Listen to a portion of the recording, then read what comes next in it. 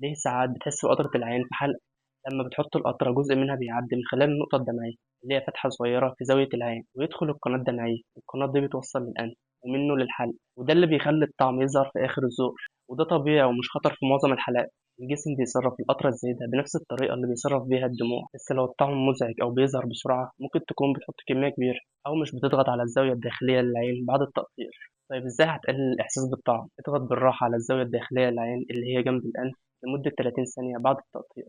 ده بيمنع القطرة من إنها تدخل القناة الدمعية وتوصل للحلق. الطريقة دي اسمها نازولا كريمال اوكلوجن، وبتساعد كمان في تقليل امتصاص الدواء في الجسم، وده مهم خصوصا في الحالات زي الجلوكوما. الجهاز الدمعي بيبدأ من الغدة الدمعية وبينتهي عند فتحة اسمها النقطة الدمعية، منها الدموع والقطرة بيسلكوا أنبوبة صغيرة اسمها القناة الدمعية وتنزل على الأنف وبعدها تكمل طريقها للحلق. طب ليه بعض القطرات بتحس بيها أكتر؟ فيه مواد طعمها جامد زي المضادات الحيوية أو الكورتيزون، والإحساس هنا بيكون أوضح. دي مش حاجة تقلق، بس مهم تفهم وتتعامل معاها صح. الطعم مش دليل على مشكلة، بس بتعرف منه إنك محتاج تظبط طريقة الاستخدام. وغسل الإيدين قبل وبعد استخدام القطرة مهم جدا عشان تتجنب العدوى، خصوصا لو بتستخدمها أكتر من مرة في اليوم. لو ظهر أعراض غريبة أو حساسة لازم تكلم الدكتور. لو استفدت من تستعمل لايك على الفيديو واشتراك في القناة.